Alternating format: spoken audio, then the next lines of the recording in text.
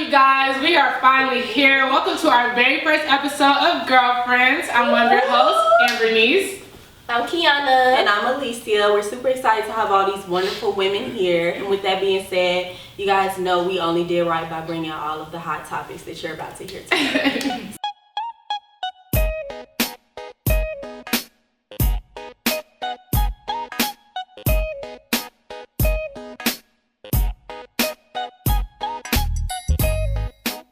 Before we get started, I just want everybody to get familiar with each other. So, Corey, you want to start off saying your name? Sure.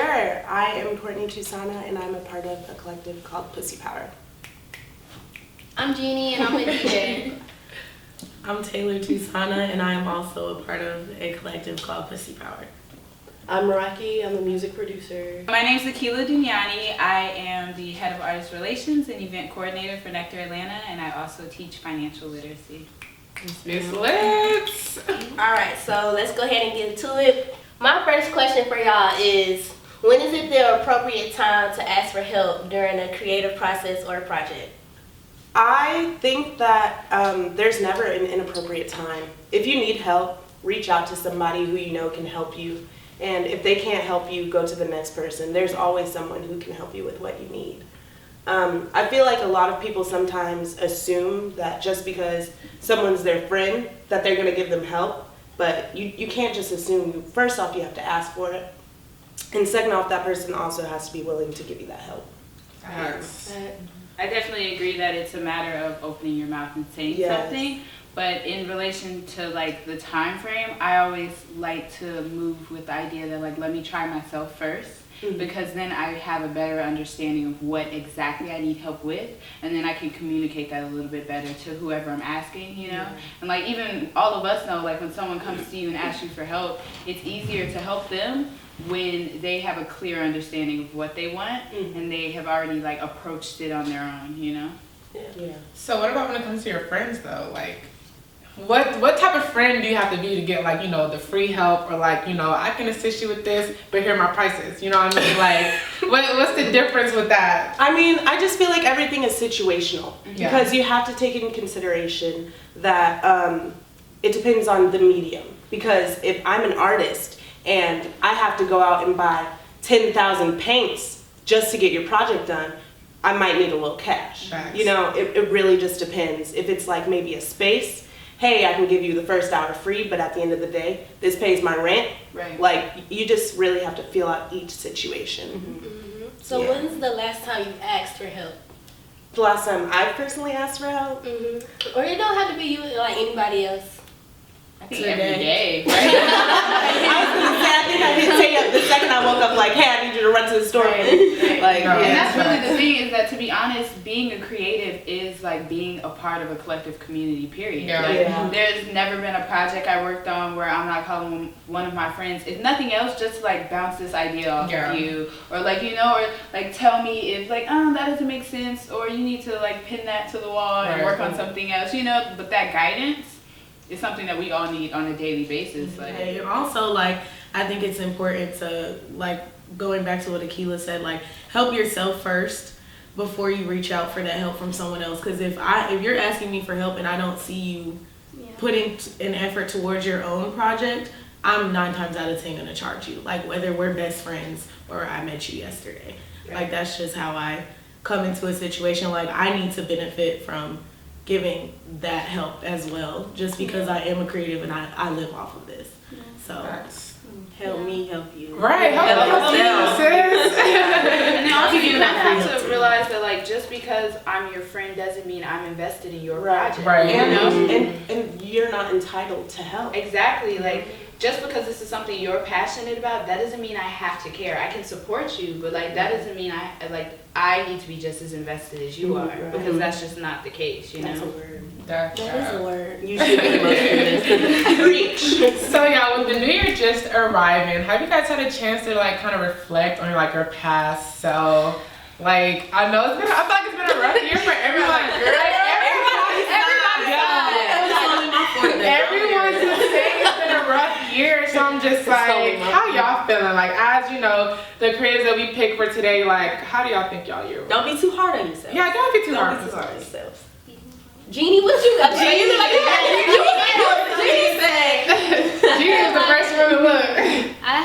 picture of like my birthday party and all the people that were there, and I don't associate with like 90% of those people anymore. And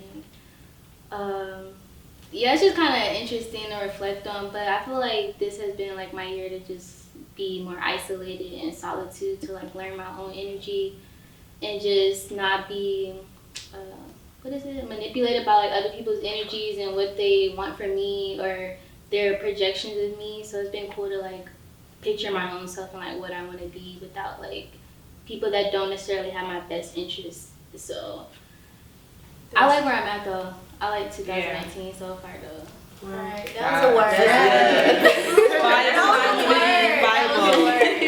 That's not even necessarily a bad like sign sometimes when you look, because we all do that. We look and we see who we started the year with or who we were hanging out with before, and you like, well, it's just me now. That's just growth. That's just a part of life. Like, everybody's not meant to be on top with you. That's all I see that as. Everybody's not meant to travel that journey with you. Everybody's not gonna make it. They're not gonna make the cut.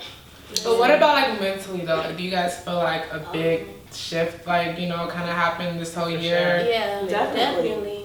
Okay. I mean, I just say like I've been trying to take out more time to just figure out like my true self, like how I operate. Yeah, you know what I'm saying? Because I'm so used to like low-key forcing myself to push out content, but like even now with girlfriends, like we took our time with this, like we really like plotted, thank y'all, like really like plotted. So from now on I want to just be able to like, look, if I'm not putting out anything, it's okay, because I'm still plotting in my head, I'm still working even though I'm not putting nothing out. So it's better. Yeah, I'm moving forward.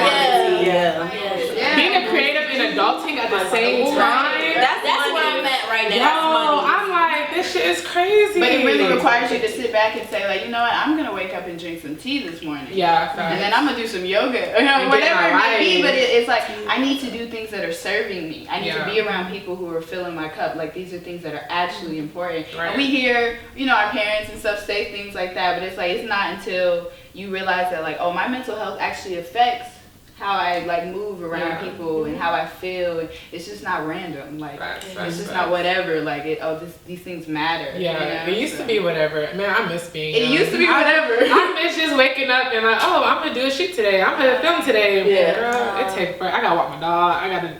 Man, it's a lot. Okay, so when do you all feel like it's a good time to, depending on the occupation, raise your price, or go ahead, if you haven't even set prices, monetize your content or whatever the case may be? When do you all feel like it is a good time? Because y'all know some people be doing it too soon, you know what I mean? Yeah. And then, you know what I mean? Of course you have like your respective time when you're supposed to do it. So how do y'all feel about that? Or you have Go ahead, sis. Like, if I really don't want to do it, I don't really like the person, I'm just going to tax them hella much so they could be like, okay, nah, anyway. So it's like, it's not like I said no, but I basically said no. And plus it's like, when I think about it, I don't know, I be thinking long term, and I know like, I see myself being bigger long term, so I know like even if I'm charging like little or whatever, like I know like even if for me to like be a part of your shit, like it would be cool to have my name on your shit, period. So it's like I still, even if I just started, I still like take that into consideration like when I'm taxing people.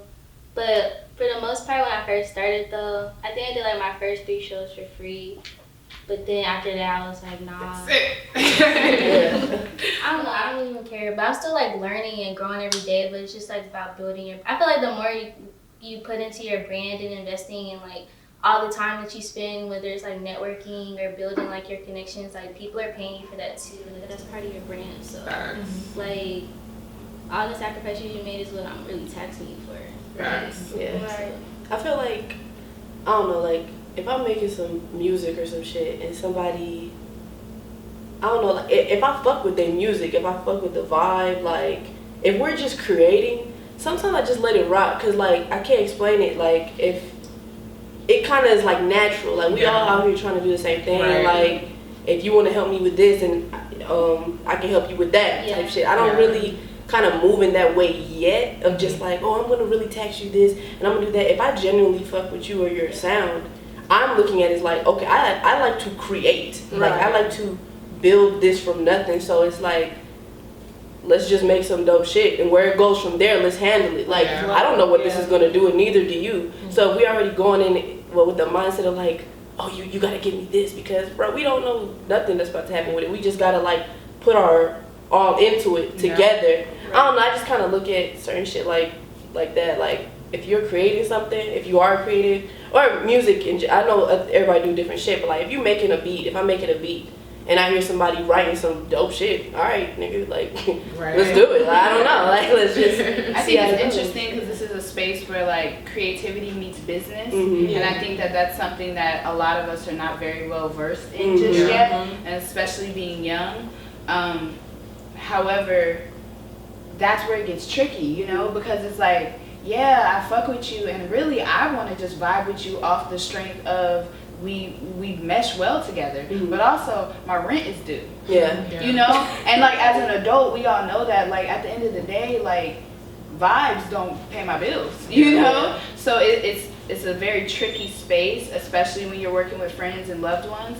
But I definitely, in my opinion, I think the appropriate time to start charging or raising your prices and when you have a resume to show for it. Yeah, you know, actually done the work. Yeah, because even for Nectar Atlanta, and not just that, but in different ventures in my life, there's a lot of things that are like, no, I'm working with you because I want to build my resume. Yeah. You know, that's what I'm doing right now. I'm in a space right now where we are creating a foundation. But once my foundation is laid and it's strong and it's something that I respect and can stand by, I have price to go, you know? Like, and then that's where the business comes in, and that's where we have to learn that now, not only do I have to charge you, but I need to hit you with a contract. Right. You see what I'm saying? Business does not move off feeling. Business does not move off relationships. Business moves off contracts and paperwork, you know? So you could be my mama, but when it's coming on my money, we gotta we're signing paperwork. I can't guarantee it. Like, you can't hit me in my DMs talking about money. Right. Period. I'm not taking that seriously, you know? And we let it slide so many times, but like, we probably need to start having like that fine line. Like, okay, if I expect people to start taking me seriously, go to my website. Right. Facts. And you have to take yourself seriously. Yeah. And that's the beautiful thing about Instagram, because the contact information is in the bio. Right. As Pussy Power, our DMs are crazy. We're not checking them. Right. We can't. We literally cannot. You're preaching to the choir. So our email is in our bio. You can hit us there. Still crazy. And it's immediately a different tone. Right. It's a different tone. So, what do y'all think self-care means to y'all? I think that a lot of people, when they hear self-care, they think of the physical. And it's so much more. It's mental, emotional. Physical is part of it, though. Like, when you look good, you feel good. Y'all know that. But I just feel like it's you as a whole. Mentally, that's what self-care is. Like, you really have to like hone in on yourself. Really, all right, what do I need to do? What am I doing wrong? You know, just treat yourself. You know what I'm saying? Yeah. Well, and self-care is hard. And like going back to what she said about the physical, a lot of people is like, oh yeah, it's just taking care of yourself, washing your face, doing yoga, burning incense, going to the spa, stuff like that. That's all great as well. But like at the end of the day, like you're gonna have to do the hard shit too. You're gonna have to have those conversations with your friends, yourself. Yeah. You're gonna have to be very real with the people that are around you, because it also has to do with the energy you surround yourself with. Like, and if somebody in your camp is on some other shit, you gotta like redirect their energy if you really care about them. And I feel like that's a part of self-care too, because you're choosing to surround yourself with that energy. So I'm like, this year I'm starting to reflect like on my ways, like, sis, you know, you can be petty, like cut that shit out. That's not self-care, you know what I mean? So like cut that shit out and like really focus. Like you put all this energy and all these things that you don't like and arguing, whatever the case may be, but that could go to the same energy you put into that can go into so much more. Really like, you know, self-care type of thing. So definitely been like focusing more of like, you know, face masks and all that stuff is cool, you know, definitely do the incense, but like also check yourself, like that's also self-care. And that's what self-care is, in my opinion. That's like being consciously saying like, damn, I'm gonna take the time to not do the petty shit, even though I really want to. And I got some smart shit to say to you that's gonna flow. But I'm gonna put it away and I'm gonna release that from who I am, you know, and I'm gonna choose to be somebody who I'm proud of. And you know, that's something that I definitely learned in 2018 is like, I have to do things that are molding the woman that I have respect for, you know? Facts. Definitely facts. Like, so when it comes to your friends supporting you, do y'all have like a certain standard that y'all like already having for your friends when it comes to supporting you? Before, I used to go to like all my friends' shows and like whatever, and then it's like when I started doing my shit, it's like, dang, like, where y'all at? I was like, okay, and I'm like, it's cool, like, y'all got time, but it was just kind of interesting, you know, at first, you know, I'm sensitive, so. Me too. I was a little hurt, and I didn't know how to process that, and, you know, you have your moments where you like, dang, like, these niggas, like, whatever, but it's like, I just had to just accept it for what it was and not take it personal. If you're not the first person to, like, post my shit or whatever, or even if they don't at all, I don't take it personally anymore because I just have like an understanding. And to kind of backpack off of that, it is really appreciated, and we do notice when our friends come to our events and they're there in the physical. But backpacking off what she said, when they mentally support you, it's someone to talk to. I can call you up and, you know, just kind of let something off my chest. Maybe you give me a safe place where I can bounce my ideas off of you. Inspiration, anything. Like, I feel like support is not just physical. It's not always a post or retweet or showing up to an event, you know. There's just so much more. And I never set a standard for it because, like, I don't know, I feel like there's just so many different avenues of support that I just can't be like, well, this is the best kind of support. This is the only support I want. You know, I'm just like, All right, so clearly we purposely made this an all women's production. Y'all can't see them, but shout out to production. Production. And my question with that being said is, have you all ever had an experience with the opposite sex, working with the opposite sex, that just didn't go like for some reason? It just I know you work with hella niggas because you're a DJ. I remember like this, like, oh man, that was hella shit that's happened. Girl, one day, we want to know. Girl, what you But like, okay, I used to intern at this studio in like 2016 or whatever, 2015 and 2016, called 12 Studios. It was cool. I met hella people, whatever. I just remember this. It was hella shit, hating that shit a lot. I'm not gonna flex, but it was one day in particular. I met this songwriter. I ain't gonna say his name. I look, you don't remember this nigga name. Anyway, but anyway, so one of my like he was a friend of mine. He was an intern too. Like, people there knew that I was like 5, but I was 20 at the time, and I was a girl, and I was like a girly girl type shit. So they was really like not really paying attention to me. Like, every time I said like, oh, I'm a producer, they would kind of laugh. I'm like, you don't really know, I'm actually about to graduate. Like, at that time I was about to graduate from a school called, it's literally actually across the street, called SAE, which is an audio production school. I graduated salutatorian of the class. Hold on.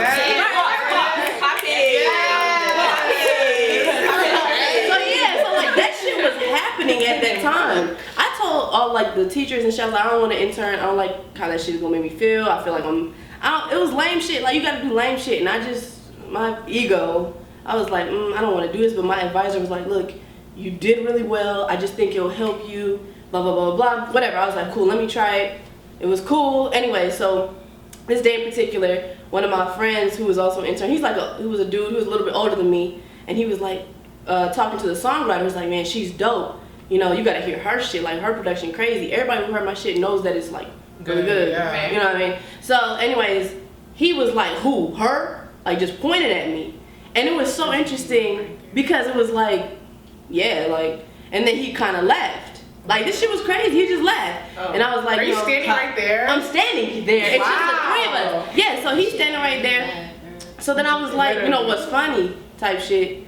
So he was like, he literally said this, like, oh God, like this is crazy. He was like, you know, you just a woman, right? Oh God, oh God, like this shit was all in my face, bro.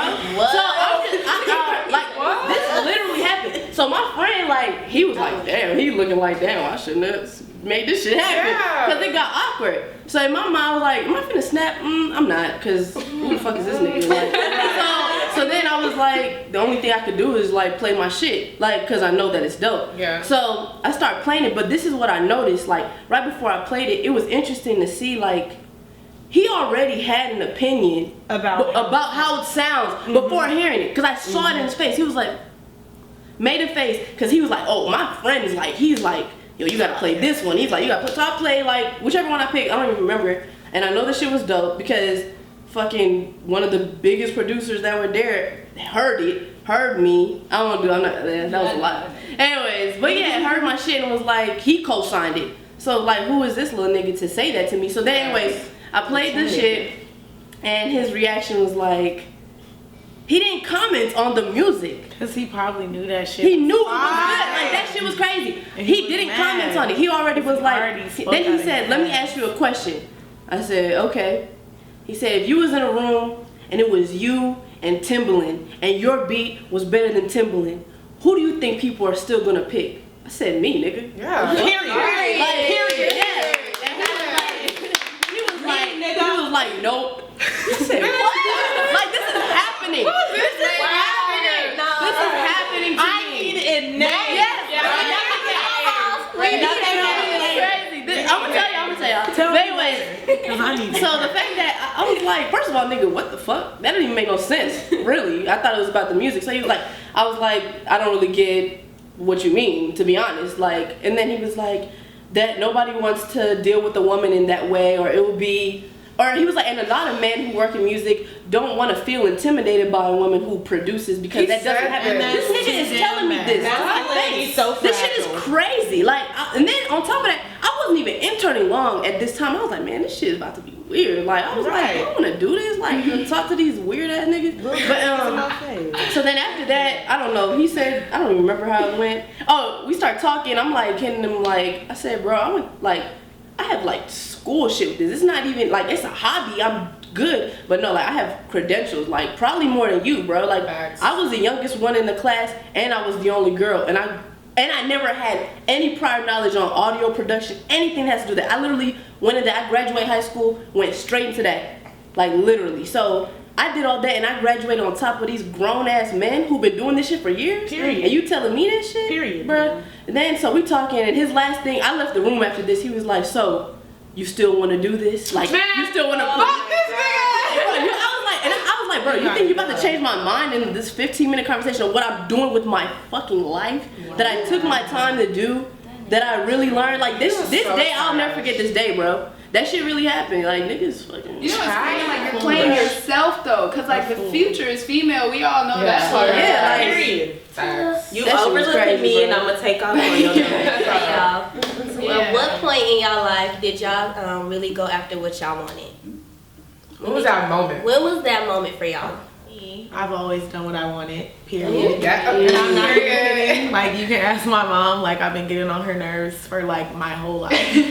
At first, I was just playing around doing what I wanted to do, like, eating whatever I want, going wherever I want to go. Then I was like, wait, hold up, none of this shit matters. Like, I need to do something that I want to do that's going to shape, you know, how I make money in the future and how I provide for myself and my future family. And I feel like that moment happened when I was like, I will say when I was like 20 years old. I had just dropped out of college, and this is when I started my business and everything. I had just dropped out of college. I had just moved back to Atlanta. And you know, I was going out a lot.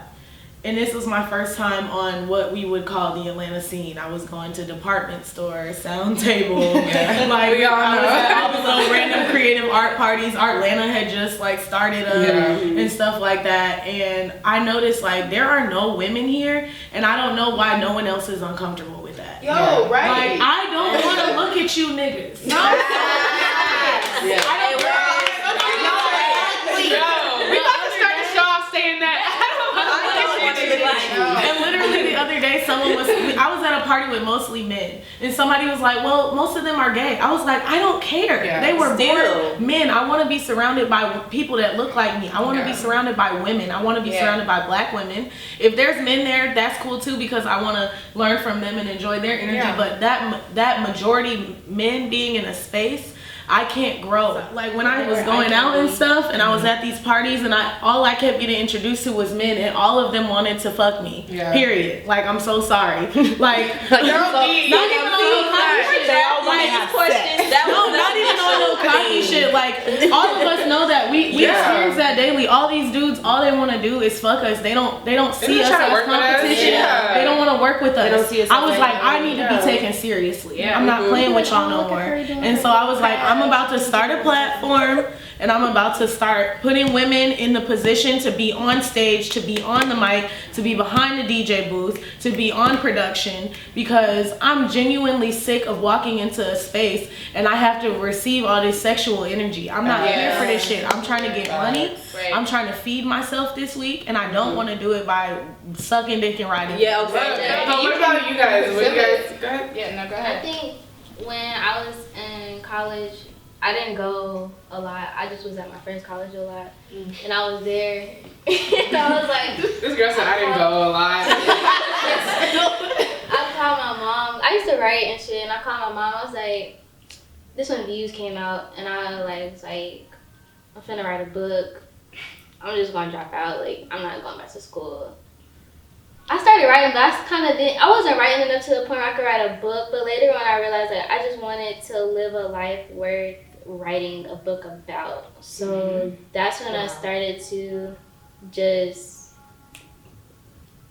realign like my thoughts and think outside the box. Like, we're so like trained to think certain way, but I just want to do it differently. And that's when I just started changing my diet. I went vegetarian.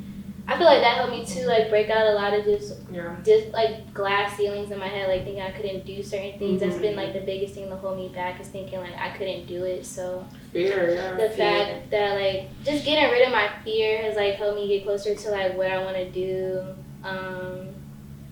So yeah, that's when I really started. But once I kind of dropped my first mix in, I was just like, you know what? I've always wanted to do what I want to do though, but it was just like, I was just like, there was nothing telling me to stop. So it's just like, that's why I kept going. Yeah, that's a really good point. And a lot of times, like, those little things guide you to something bigger. Like, you know, at least for me, I realized that, like, kind of like how Tay said, like, it wasn't one day I was just like, oh, this is what I want to do. I have a great plan. It's mapped out and it's here. It'd just be little stuff. Like, I have a conversation with somebody because I went to an event, and that sparked an idea. Yeah. And I actually did the idea, like I pursued that because it was interesting to me, and then that pivoted into something else, and then so on and so forth until I have this whole thing in front of me, and I'm like, wow, like I didn't think I could do that. But like, it actually came together pretty great, you know. But it's a matter of, like she said, always doing what you want to do. Literally always. Like, if you want to get up and go. And you'll be surprised how being in the right place at the right time sparked the right idea. You know, and like I think that's important.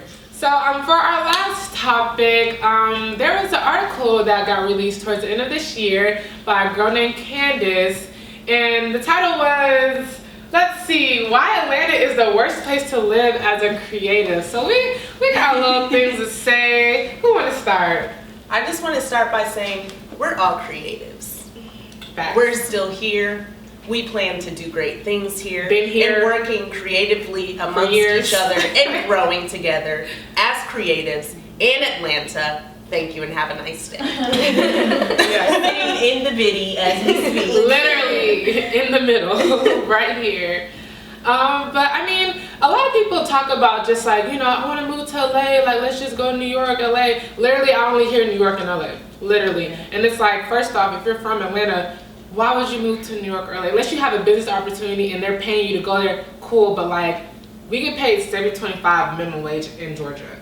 For us to just get everything and move to New York, go to a smaller space, move to LA, where everything else is more expensive, makes literally no sense. So, I don't know, I did see her points of saying like, you know, go to New York or LA. I just don't feel like that would do any justice for someone coming from Atlanta. See, my issue is that it's insensitive and disrespectful to the creative scene in Atlanta who's been working and who's enjoying it and yeah. who has respect for it. And simply, like, by all means, go wherever your heart takes you, wherever your path, you know, you're supposed to be in New York, LA, Houston, Utah, wherever, like, go, by all means, you know? Because I probably won't be here my whole life, like, you know? But also, it's insensitive and it's disrespectful, and it's kind of just like, you can do whatever your heart desires wherever. You could be in the middle of a desert, and you can do great things, you know? So it's almost just like, I can achieve all things wherever I am. I know that about myself. Right. So it sounded, from what I'm hearing, a little bit more of a personal situation. And I can only speak for myself. And I can say personally, Akila's going to thrive wherever I am. Regardless. So if you feel otherwise about yourself, like, but okay. I moved here. I didn't grow up here. I mean, I didn't go to middle school and high school here. Like, I was here in elementary school or whatever. Like, and I know a couple people from then, but like, what can a connection from when I was in the 5th grade do? But basically, all I'm saying is the fact that she just like went all the way out of her way to discourage anyone else from coming here, or someone who's already here from staying here. That just was what didn't sit right on my heart when I saw the title of the article. And then I even went as far as, and I read it 3 times because it upset me so much that she would go out of her way to discourage, or anyone would go out of their way to discourage someone from following like their heart, you know, because I know a lot of people want to move here. Yeah. This city is booming. It's the new Hollywood. The music industry is crazy out here. If you want to be a stripper, please come down here. You know, like if you want to be a doctor, like, you know, there's great schools here. There's great style here. There's a fashion industry that has not even been tapped into here. Like, there's so much that you can do, and I feel like this article was a lot of excuses. It was very personal for her experience, which is fine because she's writing from a personal place maybe. But I do want to say, like, the writing style was really good, but just what she was saying was just not truthful at all. It was all based on her super personal experiences. An entire city off one perspective. You cannot go to LA and say, this is what LA is. Yeah, the title was super harsh. There's like billions of people here having so many different experiences. Like, I wish she mentioned if she's been to LA or New York, because what if she never even been to LA or New York? I think she moved from New York to Atlanta. I think that's what the article said. When she was younger, she moved from New York to Atlanta, and then she shortly got onto the creative scene, and she started working with celebrities. And I think that might have been her first mistake, because celebrities, you know, that's cool, and that, you know, that boosts your resume, like we spoke about earlier. You know, you can put that on your resume, and then you can charge more to the people that you're networking across with.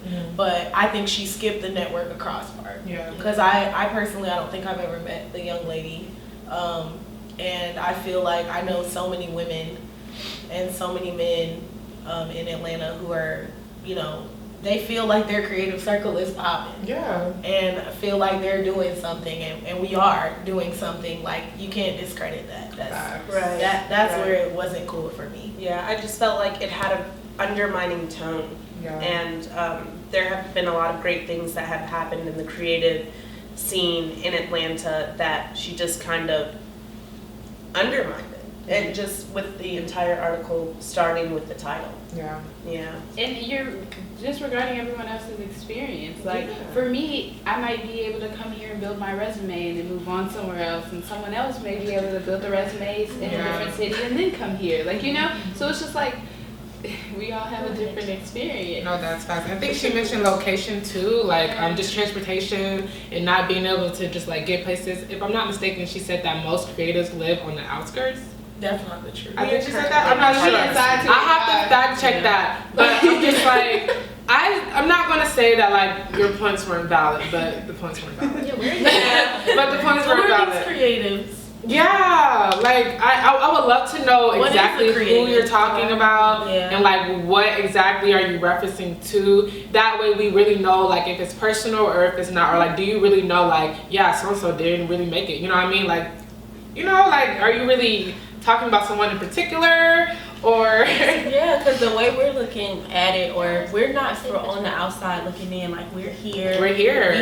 There's a whole social hub in Atlanta, like a whole creative hub. Like there's so many people here. So I personally, I don't feel like this is a bad place to be in. Like I feel like we popping. So reading that, I was like, wait, what? I had to reread the title. Like, nah, this can't be right. Let me click on this and see what has to be the reason. Well, somebody quoted it like, well, which Atlanta do you live in? And I was like, yeah, which one? Because the one I'm in, I'm not seeing any of this. I'm seeing people thriving, doing what they want to do, following their dreams. And it's I'm seeing people like trying to knock down the doors to be here. So I remember OG, and like I remember when I was just like a young thing, and I was used to look at like, you know, Trap Atlanta and stuff like that. Like, man, that's so cool. Cause I was like, what, like just beginning or just ending high school or just getting to college, and like that's before I really hopped on the scene, whatever. And I used to be like, wow, that stuff is so cool. Like people really out here in Atlanta, like really just creating shit. You know what I mean? Like just little stuff like that. So like how you guys mentioned earlier, like when our Atlanta just started pop, like it's been like this. Back when you were saying, just going down to like was it Edgewood? Yeah, Edgewood and stuff like that. Like it's been like House this. Lotus. But we could go back further than that. Like we could go back so far. You know I feel what I mean? like we influence a lot of stuff. Like Atlanta influences so many things, like the lingo, the swag, the music. Like it all comes from here. Not trying to toot our own horn, but why wouldn't you want to be in Atlanta? Like beat. I mean, she had to come down here for a reason. Like, if you came from New York, you might have seen something in Atlanta like to spark you to come down here. So I just don't understand like what's the beef. Right. There's way too many resources that we have to just complain. Period. Like coming home, like seeing people sleeping under bridges is like what inspires me. Like damn, like what the fuck am I complaining about? Like I have all these resources and like.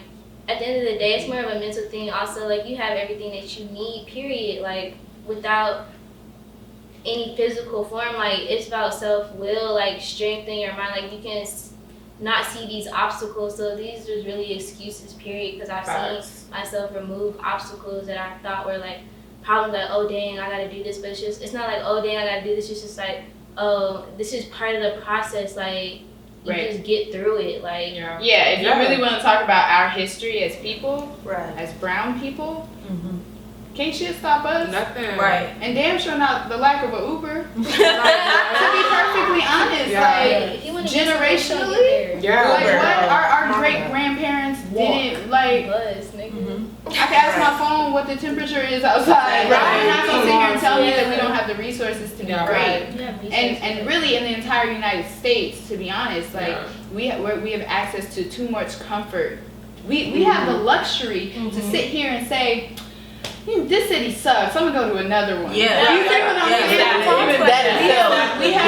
luxury. We have that luxury. A lot of people do not have that luxury, and they still accomplish greatness. So it's something that if you don't disrespect where we come from. Don't disrespect our culture. Don't disrespect our history. Because our history, our hustle. Exactly. If we get through anything, it doesn't actually matter where I am or what I have or who is with me. I'm going to be great. Period. And that goes back to what Jeannie said. Where there's a will, there's a way. Exactly. Like you're gonna make it happen if you really want it. If you're really gonna put that effort forward and put that and hustle for it and get. And you don't gotta be from Atlanta to know that. Like you don't gotta be from Atlanta to know that. Honestly, everybody ain't got hustle in them. Oh, that's what I'm saying. And going off of that, like so now that we set our opinion, so for the people who do want to move to Atlanta, let's just re-script that for y'all. Like redo that article for y'all. Let's just give like some advice tips. Like I'll start for one. Like if y'all move into Atlanta, come with some hustle. Know how to make some shit shake. Like that's literally all we do. Like so, you know what I mean? Any type of obstacle you're going through, if you come from like a spoiled, sheltered home, that shit don't come. Like we cool anyway, don't come. Like you gotta know how to make shit shake, know how to make know how to hustle. You're not gonna make a day in Atlanta not knowing that shit. So or being sheltered, like you're gonna have to meet people, you're gonna have to make connections, you're gonna have to network, and it's all gonna work out. But if you're not interested in doing any of those things, it defeats the whole purpose of making a whole lifestyle change. This some fast paced shit. Like either you gonna finesse or get finesse. Period. But that's If you're not already making your coins, they won't speak to you. Like, come on, sis. Exactly. And even there, you can be great if you got some hustle about you. Exactly. At the end of the day, clout is non-existent. Clout is non-existent. It doesn't feed you. It doesn't pay your equal bills. currency. It doesn't. Clout is not currency. Clout And I think people forget y'all that. playing. Clout, my clout is Clout can be turned into currency. Not all of it. That's not the only part. The right way, but I'm just saying That's like, not it. It does Like, not. oh, I'm clouded up. It does not equate. You're not applying It does not yourself. equate. I think that you're right though, Corey. We do have to. I have to respect that is your experience and that's your opinion. But just like you have a platform where you can speak your mind, I have to speak mine. Right. As well, Yeah. Right. You know? Right. Yeah. So, And again, we are coming to you live from the heart of the city of Atlanta as creatives, as strong Black women, Like you were. Like you are. We're coming to you as and We're coming to you as a woman. and Black Candace. She's a strong Black woman as well. Yes. Yeah, she's a very phenomenal never took writer. that away I'm gonna from be her. real. No, she's a great writer. I read are it 3 here. times. It's good. it's good.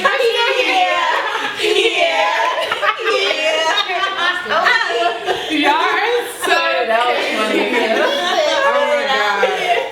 Well, y'all, that record, we love Atlanta. Yeah. No, wait, forever. I love Atlanta. Forever. Look, we ain't talking shit. Until somebody fly us out saying that they got some money for us, we kicking shit, right? Yep. Right. We don't mind leaving, but we still repping. Right. This right here, we took a lot to put together, so what's up? Facts. But thank y'all for coming. We definitely appreciate y'all. Y'all, that wraps it up. We'll see y'all on episode 2.